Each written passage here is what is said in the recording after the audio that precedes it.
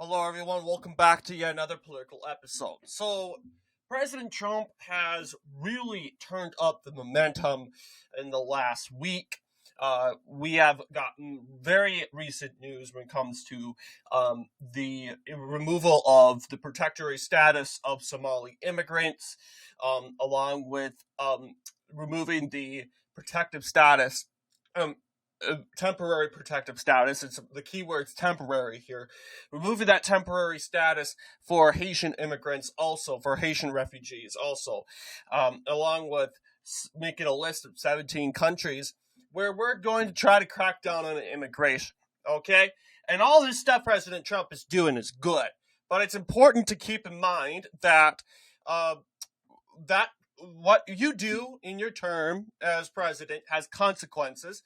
And we've seen in the last election that Democrats really didn't like the ICE raids. The Democrats, mainly in Virginia, didn't like the government shutdown. They blamed it on Trump and the economy.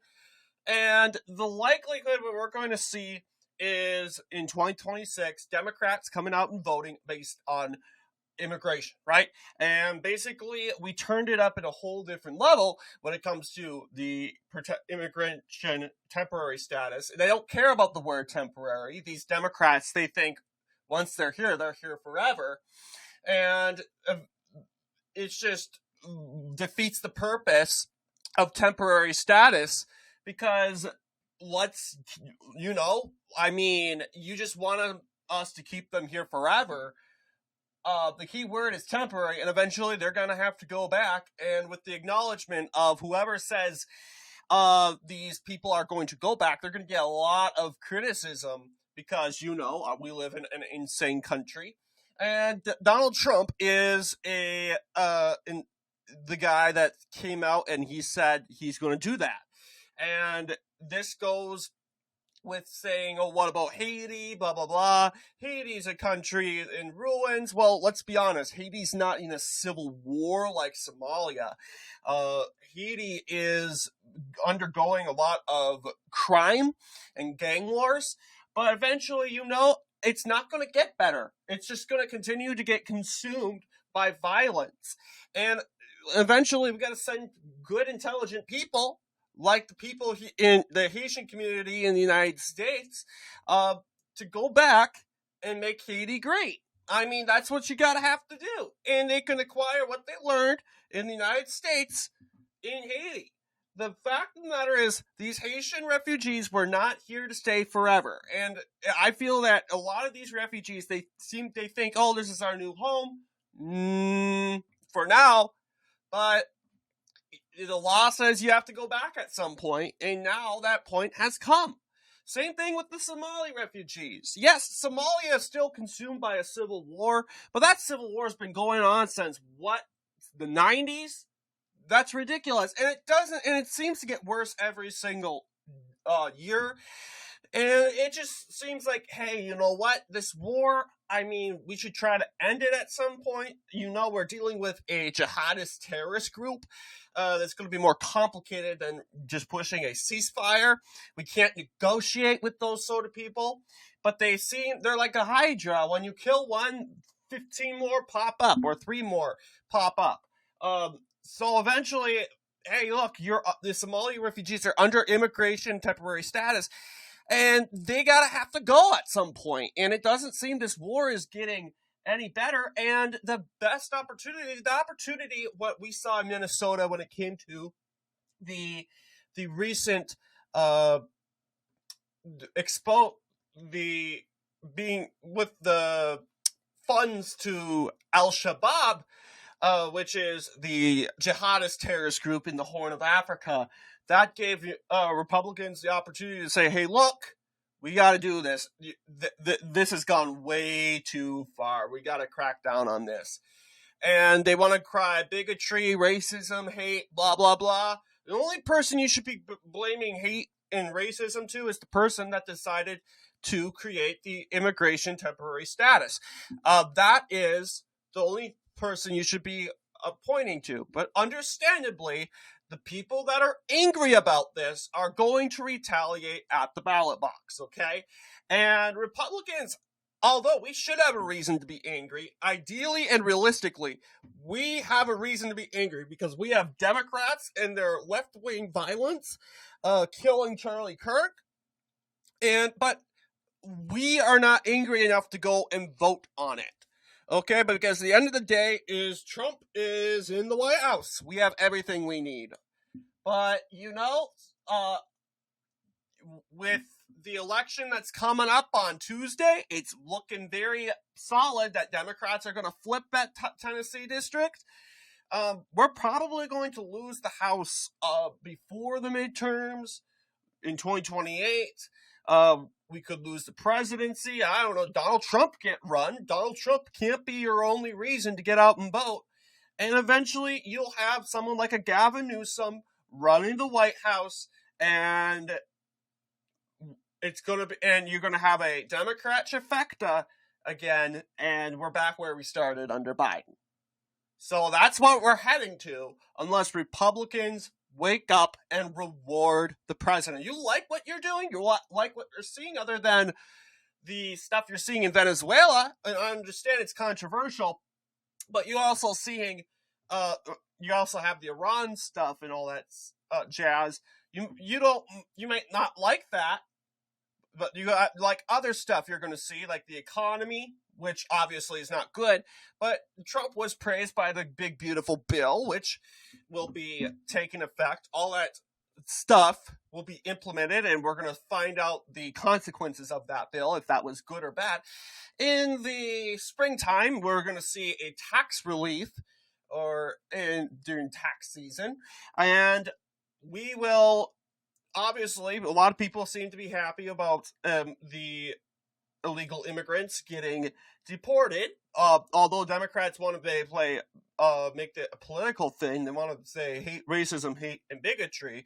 But we're just enforcing our laws that weren't enforced during the Biden administration. And it's the law. If you want to change the law, go ahead. But as of right now, it's the law, and we're following the law. And Democrats, they're not doing anything about it. They just want to do amnesty, mass amnesty, even though these people broke the law.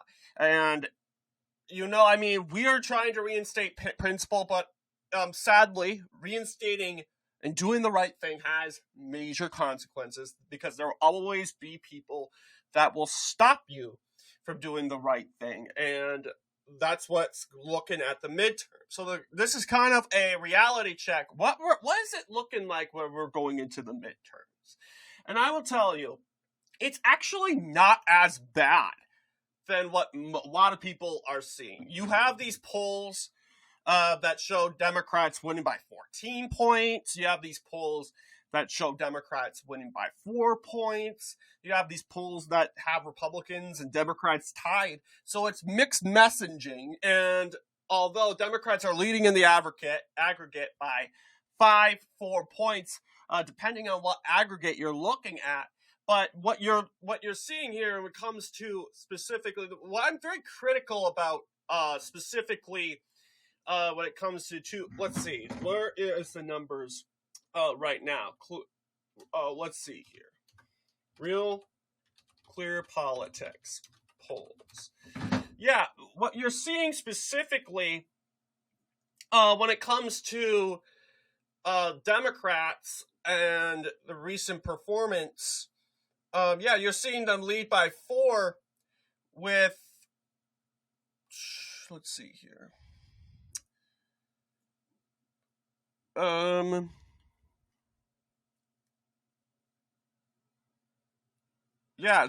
4.8. Okay, that is their current lead.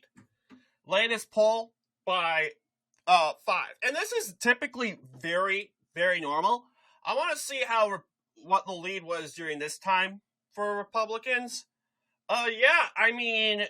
Republicans were leading. Where's December 2021? Because that is 4 years. Okay, here we are.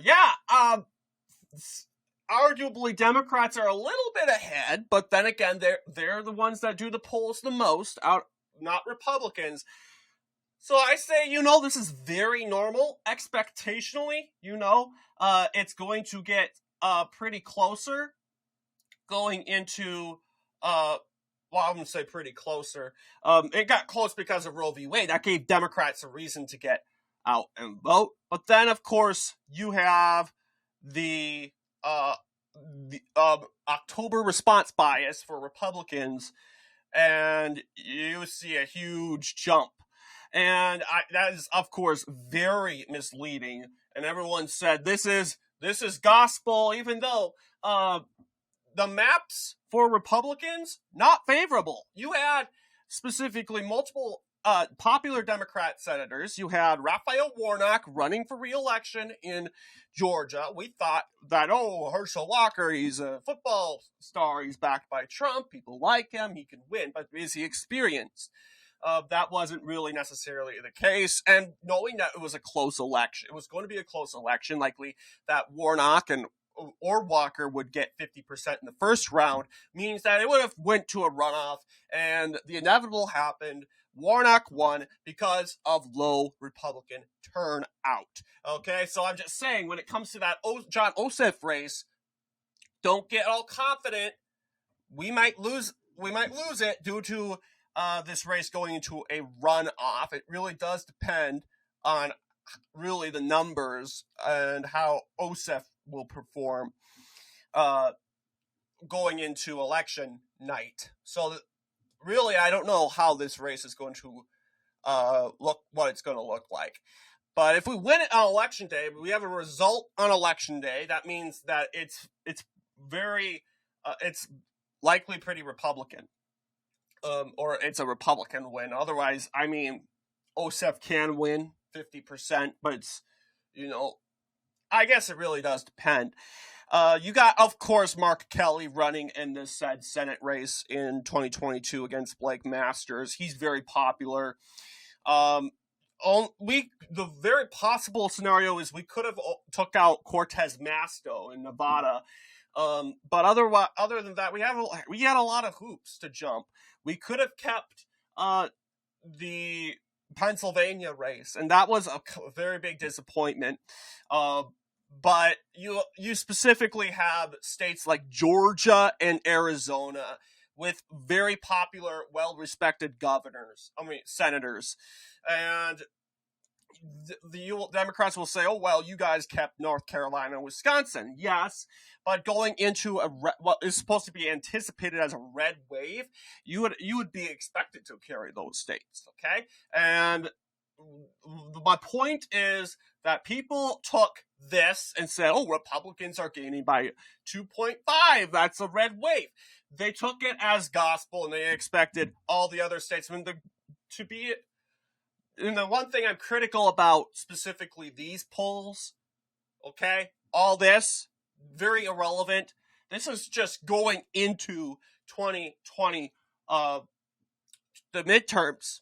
And when it comes to specifically, like, taking a look at on the ballot, it's not Democrat or Republican. Vote for your candidate. It's actually each race is different, right? Each race is different. And that's why we called it a red ripple. Because in Colorado, you had a blue wave, right? A blue wave. In Minnesota, you had a blue wave. Okay? Michigan, blue wave. Okay? Florida, however, you got a red wave. In New York, arguably Democrats won, but it was still a red wave. I mean, Lee Zeldin massively overperformed. Even California, you could say there was a little bit of a red wave. I wouldn't say it's a red wave, but we picked up some House seats. But Kansas, Democrats held on. You could say it was a good year for Democrats. So that was a ripple. The reason was, yes, Democrats in the Biden administration was disliked, but the reason is that you have different candidates' names on the ballot, okay? And each candidate has different quality, and each candidate presents a different issue, okay?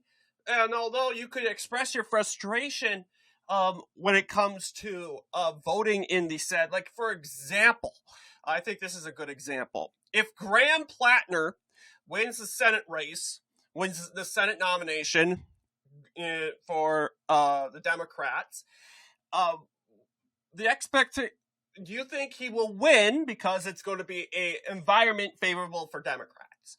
Well, that's difficult because a lot of people are saying that he can't win. That is just too far left, too radical, too extreme. Susan Collins will win. It's those issues. It's not it's that are going to be on the minds of most voters, more reasonable voters, going into the midterms. Each state has their own issue because even though the pendulum swings the other way in these elections, yes, it will be swinging to Democrats. Other states like Michigan, Wisconsin, specifically talk about those governor races, you will specifically have these states swing in favor for Republicans because, well, this is just, then again, you can't say that. I think saying that is just, I think it's a chance that it can swing to the right. Just like Florida swung to the right in 2018 with Ron DeSantis. A lot of people said that Ron DeSantis would lose that race, and he ended up pulling up an upset. Why did he do that? Now, to be fair, yes, it was kind of surprising because you had a previous Republican administration, Rick Scott. You would think that Andrew Gillum would win, but how Ron DeSantis did it, I mean, there was an issue that got Florida Republicans out and voting. They just didn't like Andrew Gillum, but there was an issue, and Ron DeSantis held on. Now, this is obviously 8 years ago, so does it really matter? To some degree, yes, it's just 2 midterm years ago. It's not like 2 decades. But this is an example of, like, 2018 blue wave. Part of what made it somewhat of a less of a blue wave for Democrats was Florida. Okay? You had Florida in the governor's race. You had Florida in the Senate race.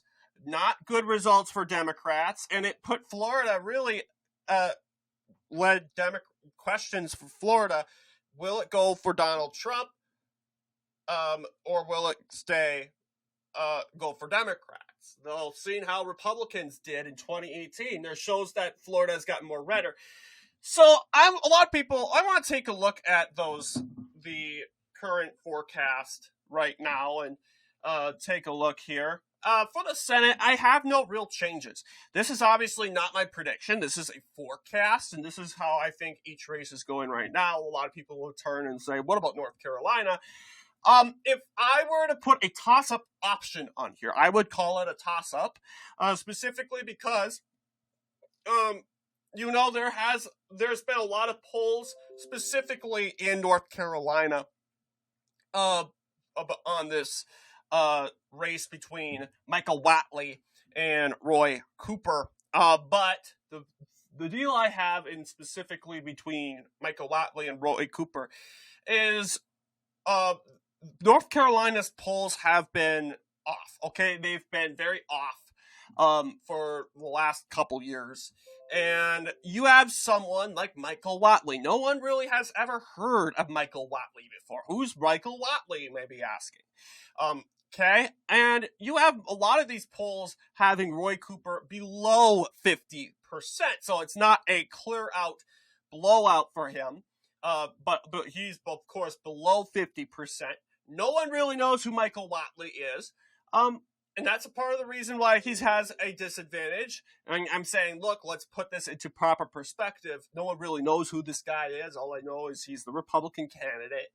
But as soon as he continues his campaign, he wins the primaries, understandably, it's going to get it's going to get closer because Roy Cooper has a disadvantage of being in government too long, okay? He has become a skeleton, although not by age, but by the amount of time he's spent in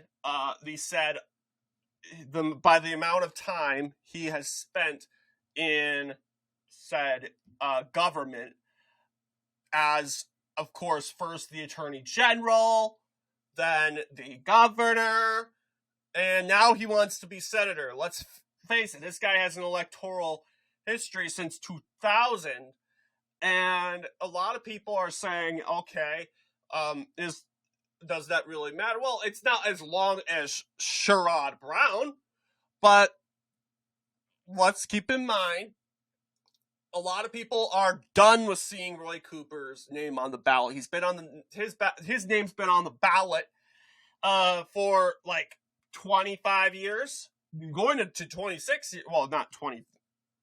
Well, at least not by counting years straight, but 26 years in general. They're done with hearing this guy, and they like him. They approve of him. Like, I mean, he did win the election in 2020. Let's face it. Democrats had more of a propensity to get out and vote in 2020. We saw in 2022 that, yeah, despite Roe v. Wade and multiple Supreme Court seats on the table, Democrats were not motivated to get out. And a lot of that has to do with their African-American populations up here, okay? Now, what about issues this year, like what's going on in Charlotte? Okay, that probably will result to more North Carolinians pushing out the vote in Charlotte, and that could potentially flip this seat blue. So really, any scenario is on the table for North Carolina. Really, it's just a toss-up. I just put Michael Whatley holding the seat, specifically because he has a disadvantage of no name recognition. Roy Cooper has been the governor. He's been in politics for like 20 years. They know him from name recognition, and not to mention he appeals to some Trump voters. But what people have to remember is that in federal races, including the presidential races, people and voters tend to vote in line with their political party, okay? So you're going to you will not see in North Carolina, I keep seeing these maps of North Carolina being likely Democrat, Georgia likely Democrat. No. Although it could happen, I guess, if the Republican is just that bad. But then again, you're reading into the aggregate when it comes to preference voting, but too much, because Republicans learned the hard way, okay? They're expecting a red wave, a blowout, a massive red wave, because everyone was looking at the aggregate, not the state polling. And if you looked at the state polling, you would have seen a close race in Arizona, a close race in Pennsylvania, a close race in Georgia, a blue wave in Michigan. Okay, so there's a lot of contradictory when it came to that polling. So I'm not saying that, and just to be clear, worst thing that happens is Democrats win North Carolina, and that's pretty much their only pickup. They hold Michigan, Georgia. Good for you. But you flip only North Carolina, that's not going to give much morale to the Democrats. You flipped one Senate seat, yet Republicans still have a five-seat advantage in the Senate. Doesn't really make much of a difference. But hey, we're going to do what we can to keep every Senate seat. Hey, in worst case comes, you flip Maine, which on context is good. I mean, I'm just saying this race is closer than a lot of people think. I don't see Graham Plattner becoming a senator, just being quite clear. He'd probably make the race closer compared to 2020, but I don't see him being senator unless Collins drops or doesn't run. We're still waiting for her news, and every day it's becoming less likely that she's going to run, so keep that in mind. And if she doesn't run, then although it's a W for Democrats at the moment that, hey, you gain a seat, but going into election day, they win the seat, it's not going to be very celebratory because you knew the outcome. Your celebration of winning the seat was a year ago in December. So we now know what to expect if Susan Collins drops out or doesn't run. This seat flips blue in November, and really we focus on North Carolina and going after the said seats. And what you're noticing here is most of this is Republicans going on offense, not defense. And as you can see, originally, if Maine and North Carolina were on the table for possible pickups for Democrats, okay, they still have to play defense, although they are in a good position to keep Georgia and Michigan and New Hampshire, mainly Georgia and Michigan. But, okay, let's say they could very well flip both of them.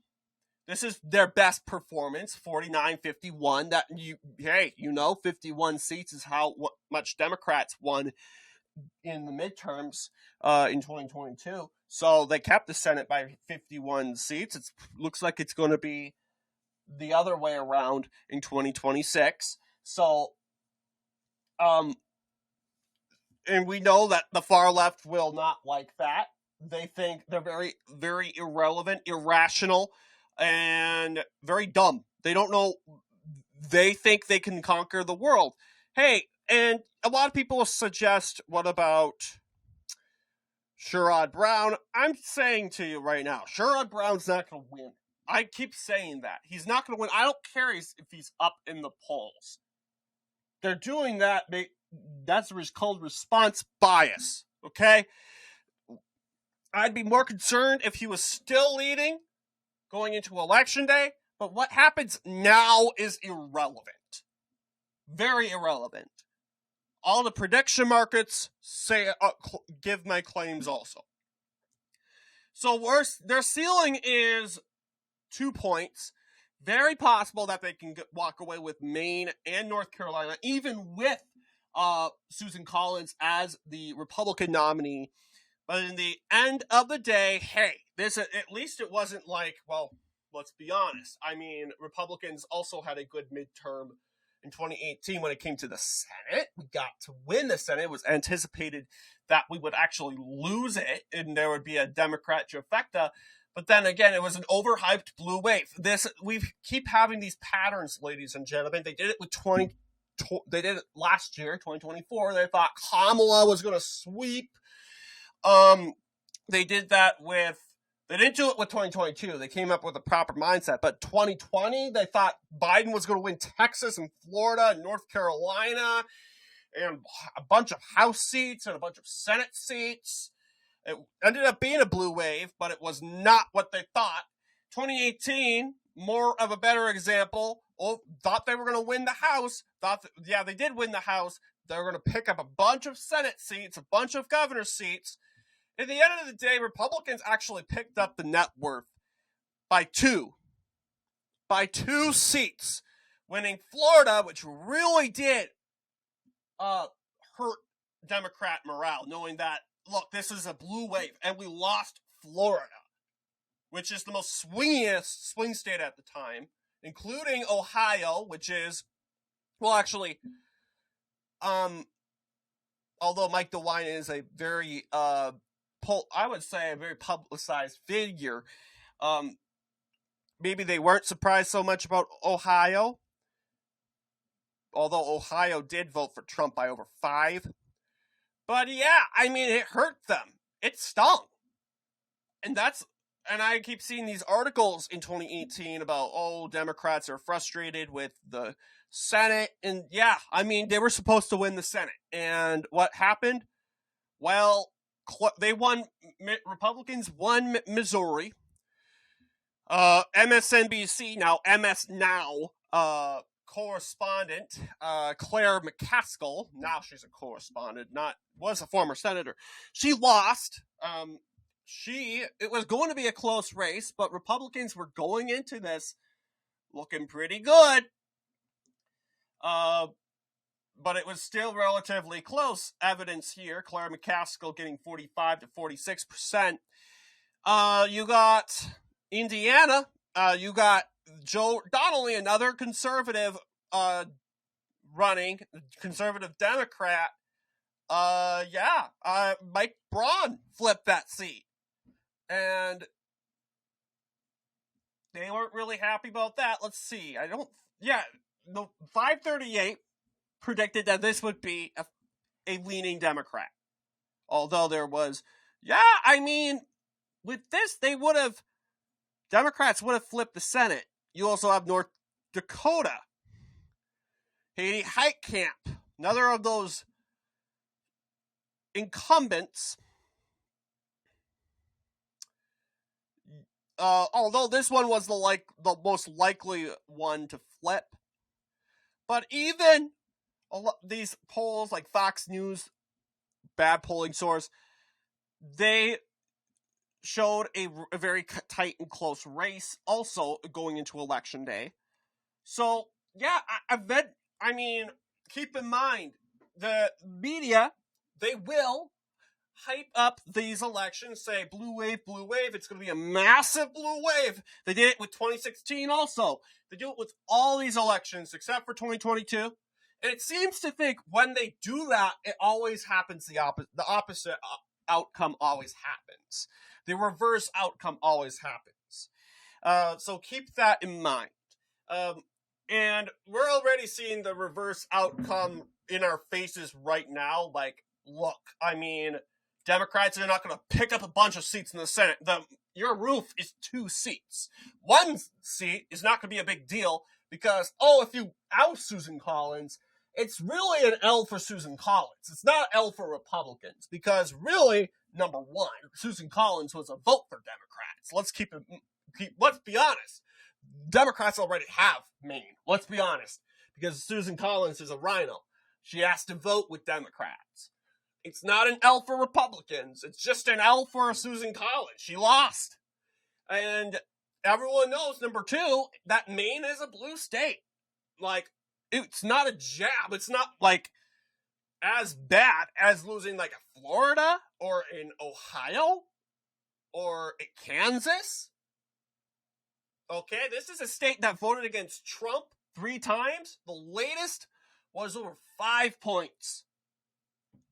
So people, if we lose Maine, it is what it is. North Carolina, I can see being more of a serious issue. But hey, you Democrats win North Carolina, and that's all you get. I think this is a Republican win. When it comes to the Senate, we keep the Senate. We keep the Senate red going, and I say Republicans are going to have a pretty good year in the Senate. But let's talk about the House. This is going to be more of a longer video.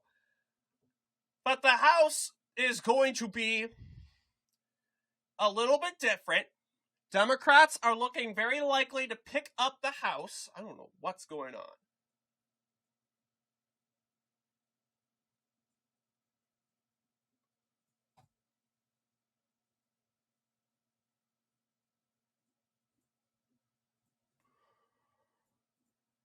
But I had my thing out, but it looks like it's not coming out.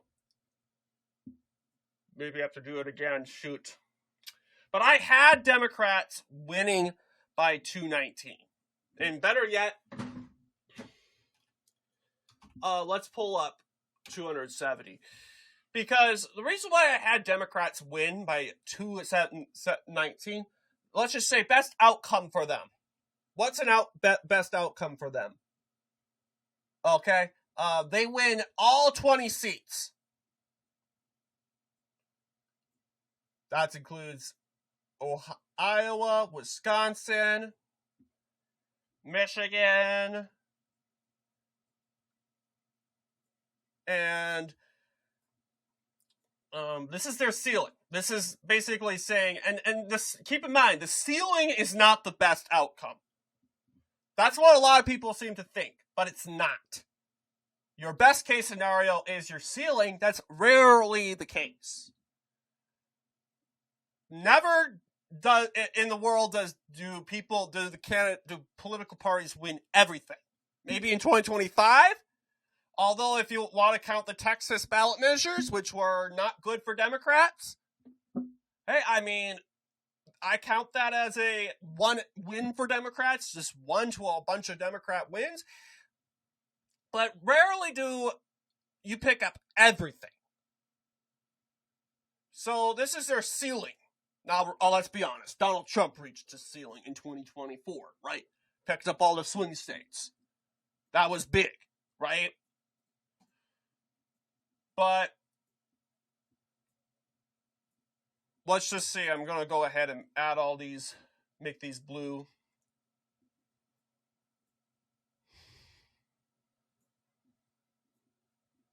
And hey, I consider Colorado 3 to be compatible.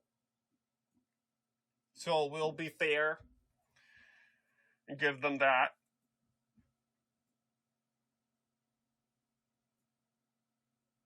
So their ceiling is like 230. I'm just going to say that right now. Their ceiling is going to be around 230. And I'll tell you, Democrats won't reach that ceiling. They won't. Because very rarely, because when it comes to House, you're telling me that the loser of the House, let's just say the losing party that loses the House, doesn't flip any seats. You can get away with that in the Senate because you have very little seats. But then again, you also have different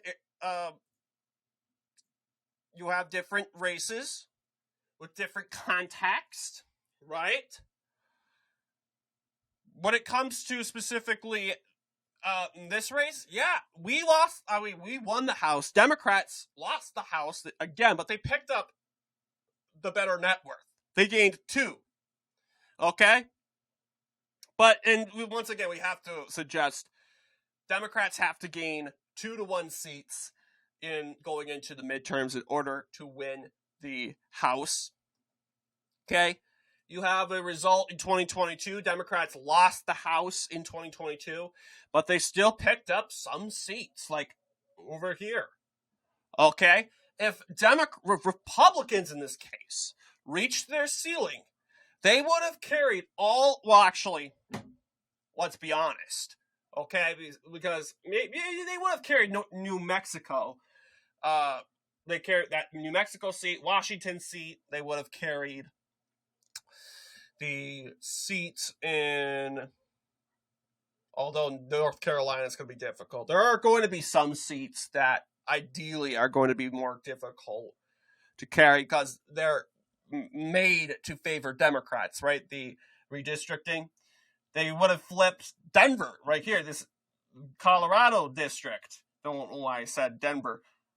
But Alaska also, they would have flipped Alaska. This is supposed to be Republicans' best their ceiling, right? They didn't reach their ceiling. Because rarely does, or ever, does the political party reach their ceiling in House elections. You'll see despite winning the House, Democrats lost seats. Although they did gain some seats. Okay? You should see some dark blue and some dark blue and dark red in these maps. And that's what we're seeing. We're seeing dark red, dark blue. It shows mixed results going into midterms. That's the expectation. You may have more red and more blue, and that's what, and we're talking about the darker colors, by the way. Dark red, dark blue. That indicates gains, okay? You may have more dark red, more dark blue. That will impact the net gain, okay? If you're seeing more dark blue than dark red, then Democrats are winning the net gain. If you're seeing more dark red than dark blue, Republicans are winning the net gain. So really, this is what it's all about.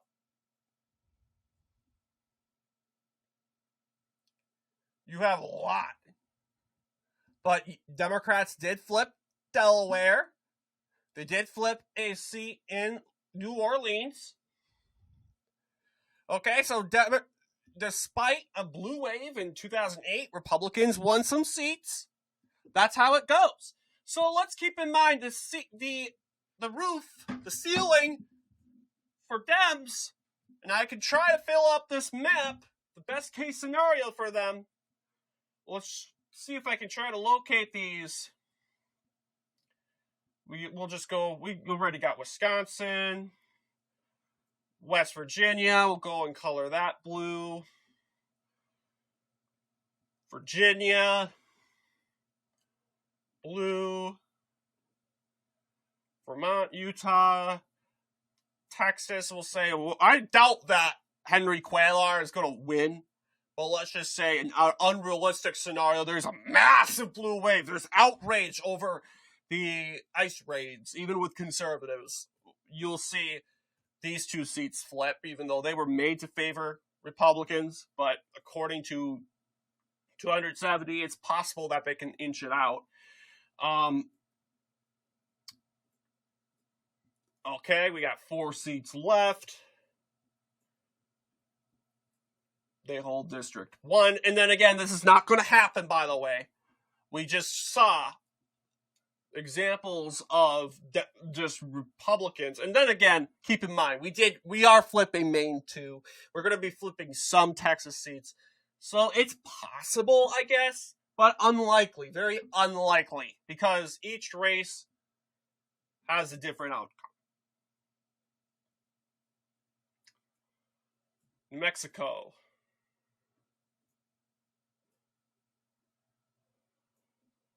Yeah, we already have Nevada.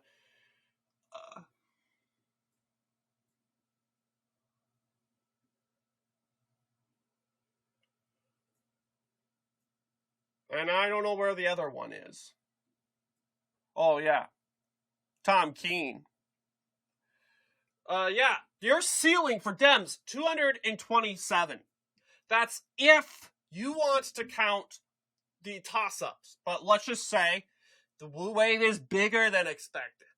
It's actually not a D+6 environment, a D+5 environment, like everyone was saying. It's much bigger. Now, this is not what, according to the aggregate, this is not what it's like right now. But let's just say it's an overperformance. Dems would win Iowa. Iowa 3, take Zach Nunn out. They win Pennsylvania 8. They managed to flip Michael Lawler's seat. They somehow, some way, keep Mercy Kaptur in, even though she's done. She's Done. They get 231. That is your super, super, super blue wave. Massive 2006-like blue wave. If the numbers are going to be like 2006 or 2018 going into the House, Democrats will, their best performance is 231. Okay? And part of the reason why it's like that is their Republican areas. Now, let's be honest. A lot of people, let's just say, yes, we have this open seat. Democrats, I will be honest with you, it's probably going to flip blue on December 2nd. I hope I'm wrong. But if it flips blue, it's probably it will for sure flip back. So that's going to be they're not carrying it going into the midterms.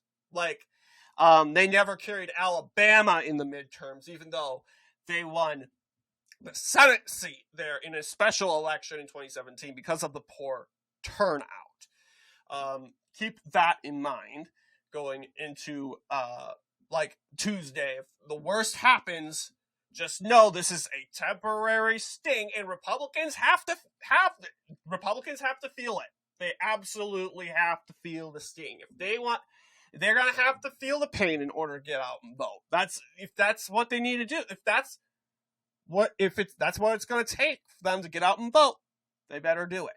But rest assured, this case scenario is not going to happen. This is very best case scenario. This is not even the best case scenario. This is just their ceiling. A best case scenario for Dems will probably maybe pick up like 225 seats, 226 seats. That's their best case scenario. And I don't know if you heard this before. I had Democrats, unfortunately, this thing is not working. I had Democrats winning by 219 in my aggregate. Yeah, it's not going to work. But that's what I had them winning by as of right now. So, yeah, I think as of right now, it's going to be close. Democrats are looking very good to pick up the House. The question is by how much? And I can tell you that it's not going to be by much. And if they pick it up by, let's just say, 1 seat, 2 seats, 3 seats, that's not a blue wave. That's not a blue wave.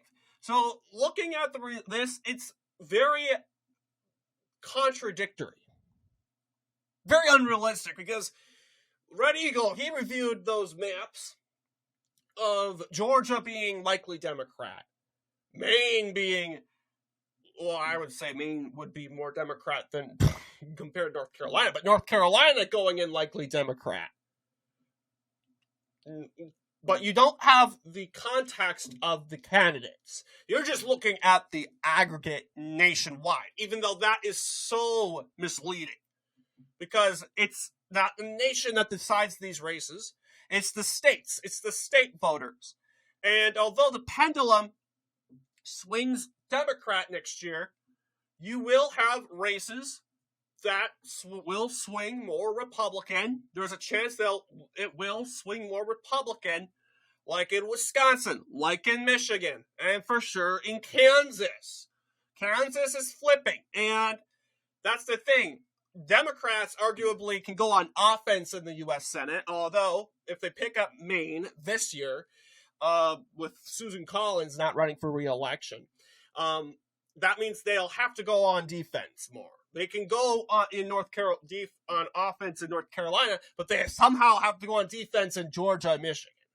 Okay? In these governor races, Democrats are going full on defense.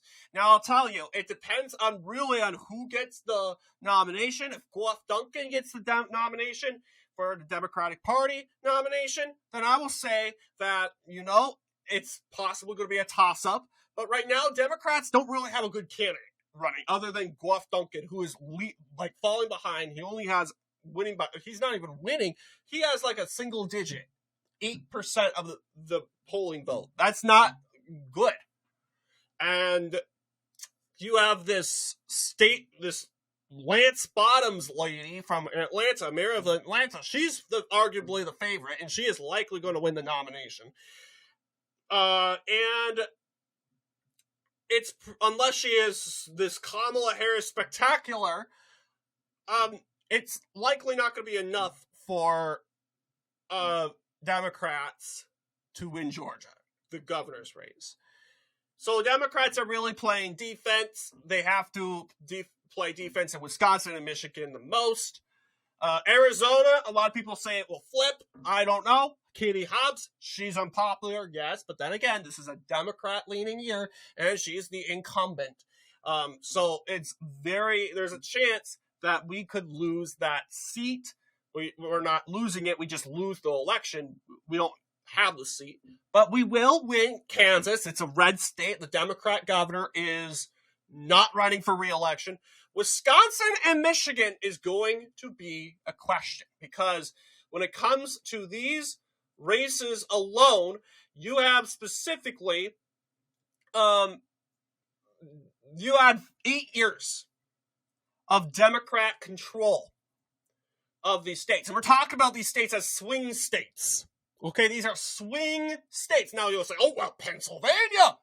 Well, Pennsylvania had 8 years of Tom Wolf, and they elected Josh Shapiro in 2022. What are you talking about? Well, 2022, we had clear indications that was going to be a Democrat win. Okay, Josh Shapiro was going to win.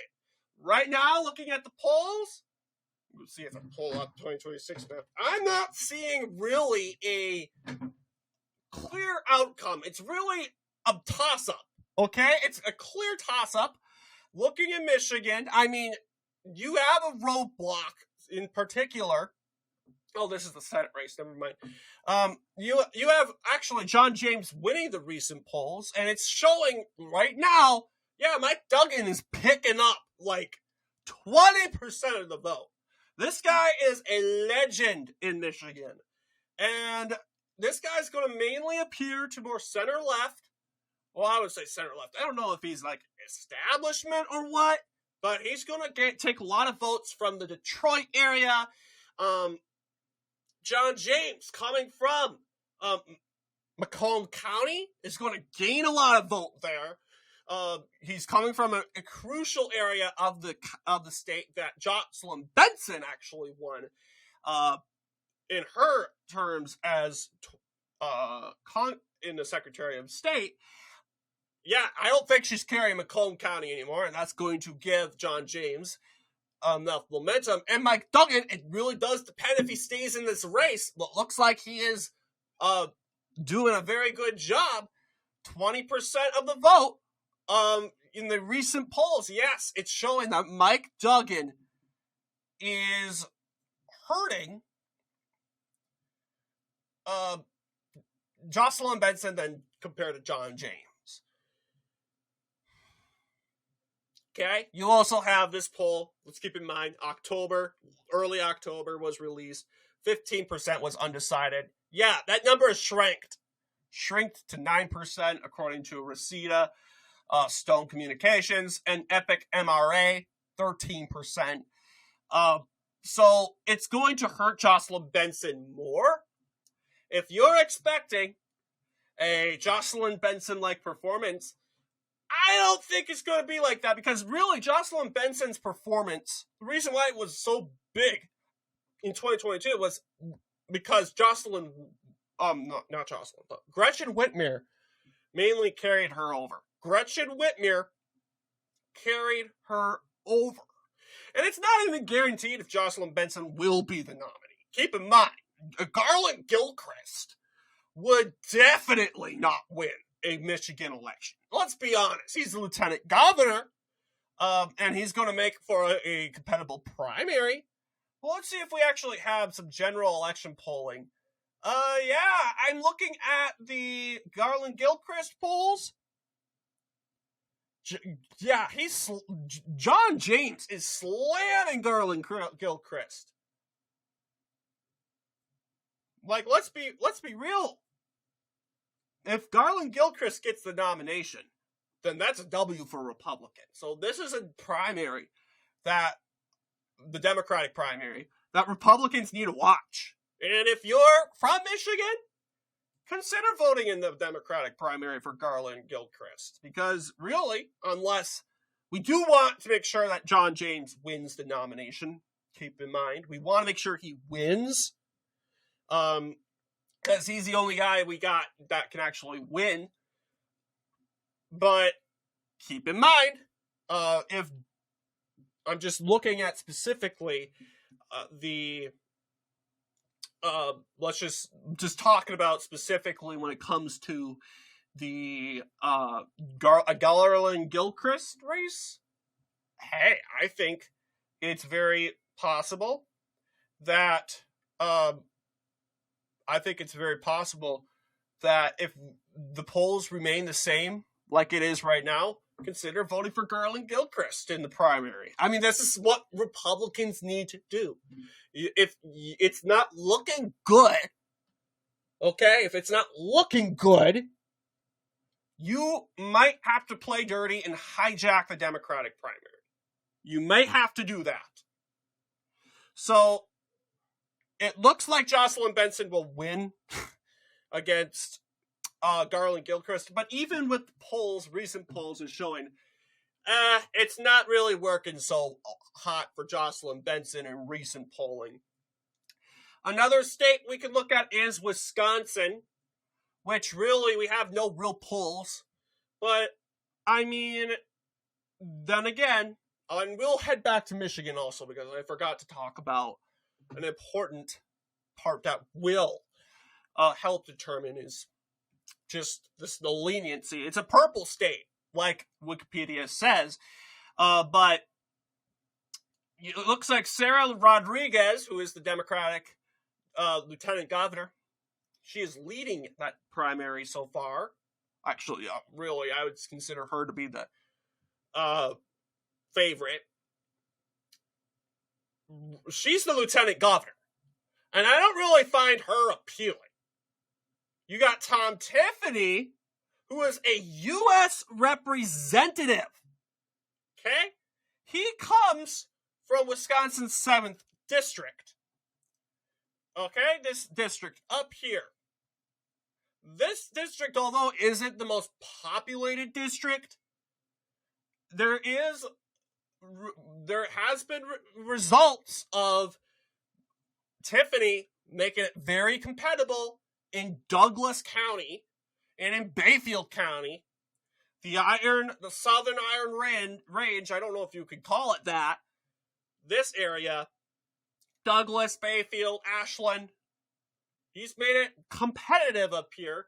Donald Trump almost won Ashland County. He made it Douglas County the most closest it's ever been in history in like 100 years for the Republicans. Historically, reliably Democratic stronghold.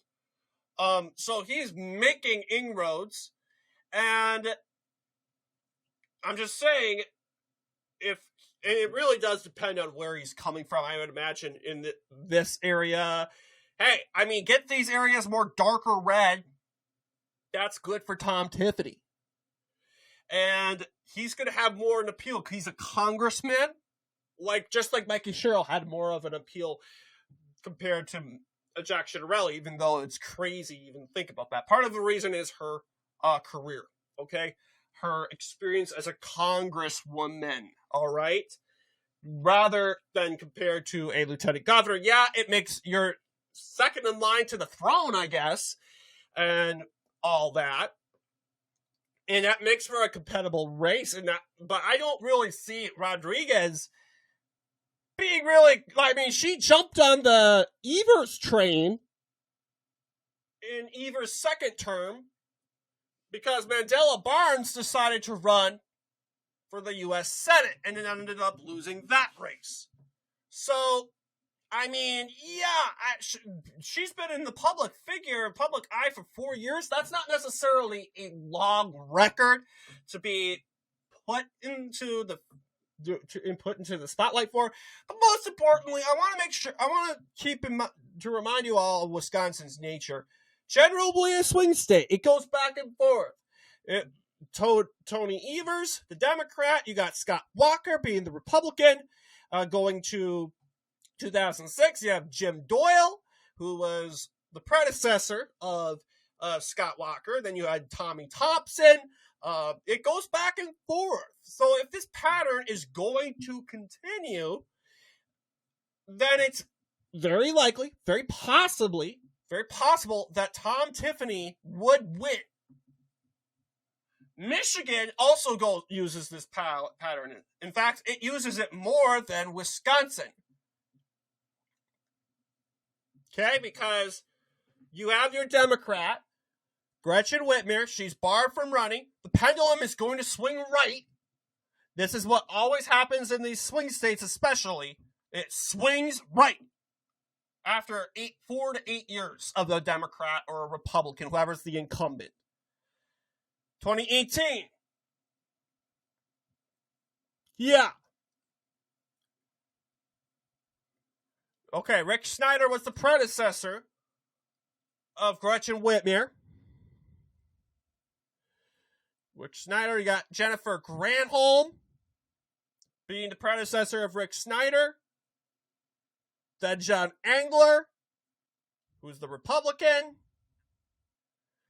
James Blanchard, he's the Democrat. Notice it goes back and forth. You have William Militkin in 1978. So if somehow Jocelyn Benson manages to pull it off, this would be the first time since 1970 where a Republican succeeded a Republican administration, or the incumbent party would assume or succeed the administration as the Republican, right? So we have a record. This is historically speaking. So the pendulum is going to swing in Michigan, but is it enough for Republicans to win?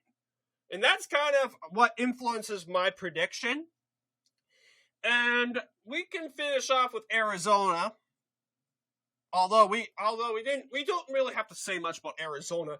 I've already explained about Arizona. I know Andy Biggs is a good candidate. He's going to appeal to a lot of Trump and MAGA base. But then again, Democrat-friendly, you're a Democrat-leaning environment.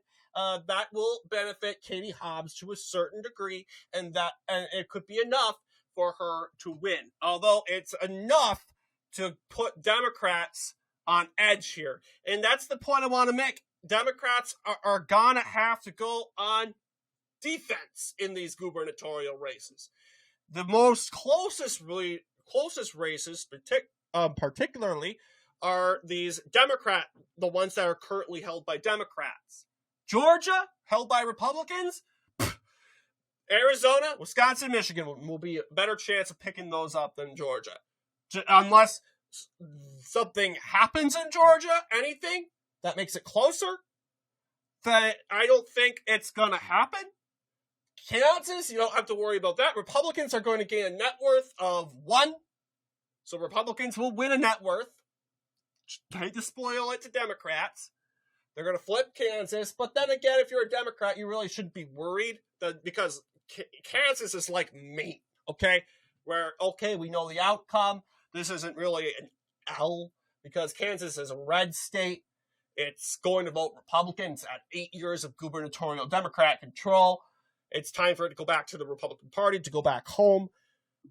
That's what you're thinking if you're a Democrat. So you're not sweating over Kansas. It's about really defending and going on defense on these swing states. But anyway, what do you guys think in regards to this video? Let me know down below. And as always, I'll see you all in the next political episode.